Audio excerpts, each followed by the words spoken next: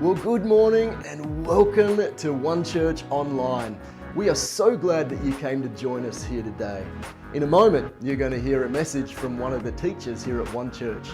We hope that it blesses you, we hope that it encourages you, we hope that it challenges you, and most of all, we hope that it helps you to take the next step in your faith in Jesus. Sit back, relax, and enjoy the message to come.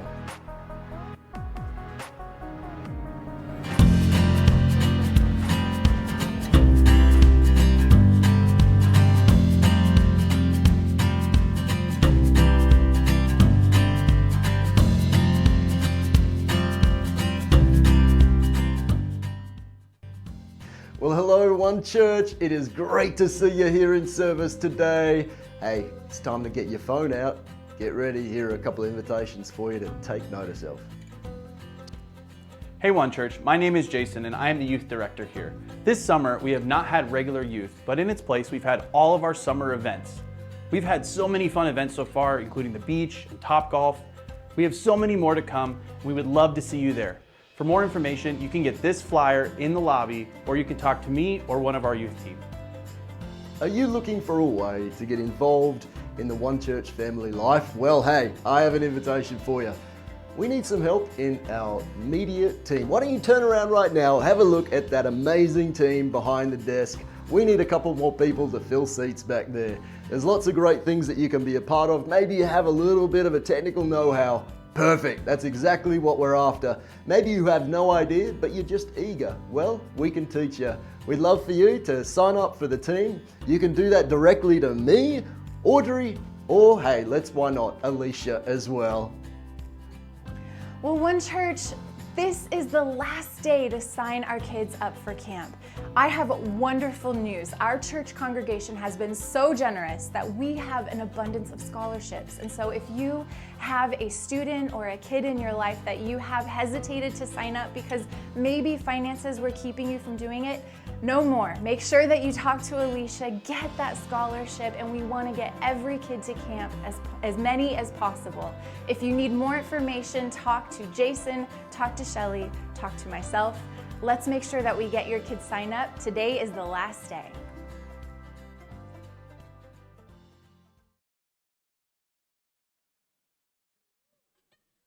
I'm Tim. I'm one of the pastors here at One Church, and I am excited to share Christ with you today, especially so because this passage from the Sermon on the Mount is one of my all-time favorites. And when we put the schedule together and I saw that I was preaching on this one and my next one too in a few weeks, I was so pumped. Well, we're so glad that you are here. And today we are continuing our series, The Voice of Reason, the Sermon on the Mount. And first, I have a little story for you. And that's okay. It's the Old West, and a guy burst into a saloon. He says, "Run for your lives, Big John's a-coming." And before heading for the hills, the bartender grabs this little timid man and says, "You're in charge. Big John's a-coming." Well, the little guy doesn't know what to do. He's scared to death, and he's trying to hightail it out of there when a big mountain man comes busting through the saloon doors. He's riding a buffalo, using a rattlesnake as a whip. He jumps down, throws the rattlesnake in the corner, slams his fist on the bar, splitting it in two. Says, "Give me a drink."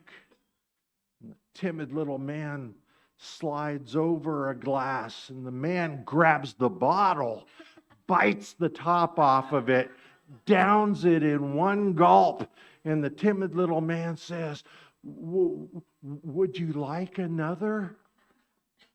Guy says, "No time. Big John's a-coming."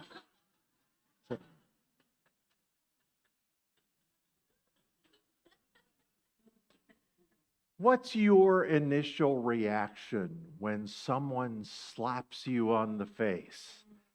Has that ever happened to you? What do you think when Jesus says, turn the other cheek? Well, it's funny to me that our series subtitle is The Voice of Reason, when this sounds like anything but reasonable. After all, I mean, can Jesus really mean that? Doesn't that just invite the perpetrator to hit you again? Well, maybe your mind turns to battered wives and children and minorities who have been told this very thing as a matter of keeping them under the thumb of their oppressor. Well, what did Jesus mean? And I think we're going to find out it's a little bit different than what we thought. Let's read Matthew 5:38 through 42. You have heard that it was said, eye for eye and tooth for tooth. But I tell you, do not resist an evil person. If anyone slaps you on the right cheek, turn to them the other cheek also. And if anyone wants to sue you and take your shirt, hand over your coat as well. If anyone forces you to go 1 mile, go with them 2. And give to the one who asks you, and do not turn away from the one who wants to borrow from you. Anyone who ever tried to assert that Jesus' teachings are for weaklings has never tried to surpass the Pharisees in righteousness. They've never tried to never worry about finances. They've never tried to love their enemies. Well, Pastor Brad had a great sermon last week, and of all the good things he said, the one that especially resonated with me was how Jesus was preparing his followers to live in the kingdom. And our passage for today is real kingdom life application. 3 instances where we may think our only options are either to crumple into ourselves in defeat or lash out in violence and revenge. And this is a real where the rubber meets the road kind of passage. Much of what I'm sharing today comes from New Testament scholar Walter Wink. His groundbreaking work on this passage has changed the way I read Jesus' words, and I think it will help all of us hear these words with first century ears. You have heard that it was said, eye for eye and tooth for tooth. This legal principle predates the Old Testament by at least 500 years. An eye for an eye was not permission for revenge. It was actually a limit on revenge. In a violent world, it said the punishment must fit the crime. It cannot exceed the offense. Compared to the culture around Israel, eye for eye was downright merciful. In the law of Moses, this goes back to Leviticus 24. So when Jesus says, you've heard it said, eye for eye and tooth for tooth, yeah, you've heard it said. It was Moses who said it. And why in the world would this guy think he could refute Moses? But I tell you, do not resist an evil person. And what is Jesus saying about not resisting? Jesus resisted evil with every fiber of his being. And if you look at this verse fragment without the necessary context, you might think Jesus is saying, just be a doormat. Let your adversary bulldoze right over you. But remember the lex talionis, eye for eye, is all about retaliatory violence, that need to get back at someone. The Greek word here for resist is antistonai. Anti means against, stenai means to stand. So resist could be said to stand against. Antistonai is most often used for violent resistance or military opposition. So Jesus wasn't saying, don't oppose evil. He was saying, don't respond to violence with violence. If anyone slaps you on the right cheek, turn to them the other cheek also. I'm not going to ask for a show of hands, but have you ever been slapped in the face? Thank you, Danny. And you probably deserved it. Just a little joke there, my friend. I know of nothing that can be more startling or enraging than a slap to the face. When Jesus says, turn the other cheek, my first reaction is, are you crazy? That's kooky talk. There's no way if someone hits me once that they're going to get the chance to hit me again. Well, two things we have to understand in this passage. One of them is physical.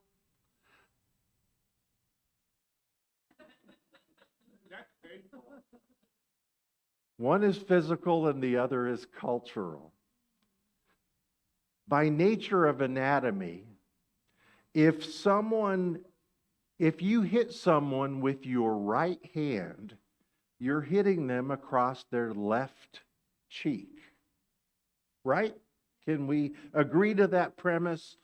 But Jesus said, if someone slaps you on the right cheek, well, how does that happen? Would they use their left hand? And no, nobody in that culture would use their left hand to slap someone. So the only other option is the back of the hand. Jesus is not putting together a random string of words. We just don't get the historical context because we live in a different time, a different place, a different culture. And frankly, most of us have no experience with public slapping. Walter Wink writes, the backhand was not a blow to injure, but to insult, humiliate, and degrade. A backhand was never administered to an equal. It was always to an inferior. Sorry, ladies, a husband to a wife, a Roman to a Jew, or a master to a slave. And look at Jesus' audience. These were mostly poor Jewish people living in a country that had been occupied by the Roman military, and chances are that all of them at one time or another had received a backhanded slap from someone who thought they were better than them, someone with more power, and they pretty much just had to take it. The backhanded slap was not only a reminder that they were inferior, but it perpetuated that unjust power dynamic they were living under. So what are you supposed to do? You've just been backhanded by your master or your husband or a Roman, and the only two options that come natural to us, I think only one of them really comes natural, and that's to fight back. But the only other option is we take it, admitting that they're better than us. Here's where we get back to what Pastor Brad said last week. Jesus was preparing his followers to live in the kingdom.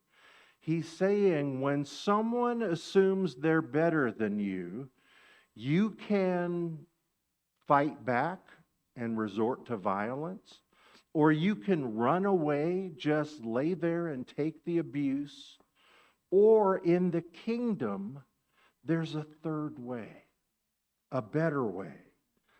By saying, turn to him the other cheek, you're forcing your perpetrator to make a choice. If they hit you again, this time with an open hand, they're acknowledging that you are an equal, that you are also created in the image of God. If they walk away, they lose face because they are admitting they can't dominate you anymore. They have no good response. They're damned if they do, damned if they don't. Can I say that in church? Oh, I just did, yeah. Jesus is saying, you may think you only have two choices, either lay down and take it or violently fight back. But there's always a third way. And Jesus offers a second example.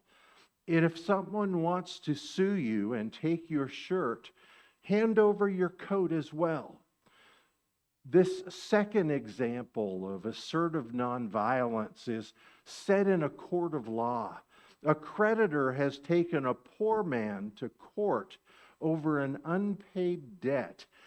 Now, this poor man has already lost everything that he has. If he had land, the creditor would take the land. But he's already lost the land. So he is standing there virtually with everything he owns, literally with just the clothes on his back. But what's a poor man to do? There is no hope of winning this case. The law is stacked in the creditor's favor. You can violently attack the system, but you'll never win. You can lay down and let them walk all over you, or you can try Jesus' third way. If you go to court and the creditor demands you give them your coat, say, you want my coat? Well, take my shirt too. And right in front of God and everybody, just take it off and throw it to them. In Judah, nakedness was taboo, but not so much for the one who was naked as much as it was for the one who saw the nakedness, as for the one who caused that nakedness. In other words, if someone walks out of court naked, everybody's going to ask, what happened? Well, the court demanded my coat. So I said, well, take my shirt too. What's next? You want my body? And the sympathy suddenly swings to the poor man. Then the creditor walks out holding the coat in one hand and the shirt in the other. The tables have been turned. And it's in an honor and shame-based society, which first century Judea was. It's not the defendant who has been shamed, but the creditor. And then Jesus' third example. If anyone forces you to go 1 mile, go with them too. In Israel, soldiers of the occupying Roman army could impress a civilian to carry their packs for 1 mile and no further. Forcing people was the only way they could get help because no one was offering to carry that 80-pound pack. However, forcing someone to walk more than 1 mile was an infraction of military code, leaving the soldier liable to being punished by their centurion. Can you imagine the soldier's confusion when they reach the end of the mile? He says, "Okay, I'll take the pack." And the peasant says, "No, I'm not giving it back. You can't catch me." And the Roman's looking around, trying to make sure his centurion doesn't see what's happening. He's thinking, I've always forced people to carry my pack. I never had to force someone to give it back. Now, when you are wronged, don't make the mistake of thinking Jesus says you only have 3 options. You can let them hit you again, you can strip down naked, or you can find a soldier and play keep away. Jesus is saying, now you're part of the kingdom. Use your spirit-filled imagination to find a third way to respond to violence, to oppression. A way that is not laying down and taking it, and also is not responding to violence with violence. And I think you'll recognize this real life example. I wish I had, well, there we go. In June of 1989, the day after the Chinese military had violently suppressed protests in Beijing's Tiananmen Square, Tank Man, that's what he's come to be called, Tank Man stepped in front of a column of tanks, and every time they tried to go around him, he would shift. So he was in front of them again. He neither attacked nor retreated, but the whole world watched one man demonstrate the power of courageous, nonviolent resistance. And you might object. You might say, well, Pastor Tim, Jesus wouldn't advocate civil disobedience. And I think that's exactly what he was doing in this passage. I ask myself, how would Jesus respond to injustice? I mean, anyone can return violence for violence. That's our knee-jerk reaction. But Christ teaches us to do something unexpected, to get creative. And Jesus models, don't let them take your humanity and don't stoop to their level. On the cross, before Pilate, with Pilate, he said to Pilate, the only power you have is the power my Father gives you.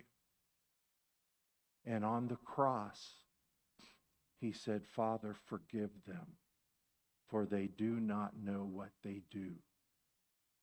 He used a third way that we wouldn't expect.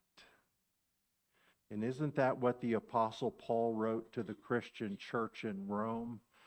Do not repay anyone evil for evil. And then switching down to 12:19, he says, do not take revenge, my dear friends, but leave room for God's wrath. For it is written, it is mine to avenge. I will repay, says the Lord. And you got to notice something. Jesus never promises that the third way will always get you what you want. Sometimes you'll still suffer. Oftentimes the oppressor will not change. But the goal is not controlling their response. The goal is remaining faithful to Christ while refusing to surrender your human dignity or your love. Christ's teachings leave no room for revenge. Revenge sounds an awful lot like an eye for an eye and a tooth for a tooth. But God says that's His business. That's His responsibility. So let Him deal with that.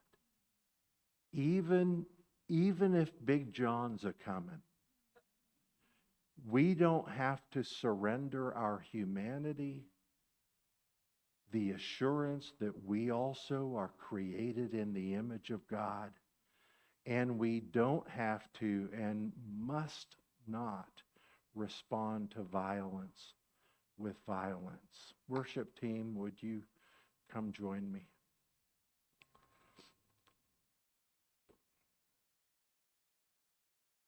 This is actually an uh-oh moment. I was supposed to call them up a couple minutes ago. Well, that's okay. That happens. We're gonna pray together. Father, thank you for your word. Thank you for these inspirational teachings of Jesus that they just don't make sense to us because we don't live in that world. But when we understand the historical context, it makes a little more sense. So, Father, it's not that we need to just lay down and take it. And we definitely don't want to stoop to their level, respond with violence to violence. But Father, help us. Help us use our spirit-filled imaginations to find a third way that honors you. Well, we are so glad that you got to be part of our online church community today. Hey, whether you're dropping in from near or far, we're just glad that you got to call One Church home for this morning. Hey, if you're ever in the area, we think that One Church is best in person. So make sure you drop in and say hi. We would love to get to know who our online community is. Well, I hope that for anything else, you're able to find us online at www.onechurchaloa.com. Between now and then, I hope you have an incredible week. Looking forward to seeing you the next time.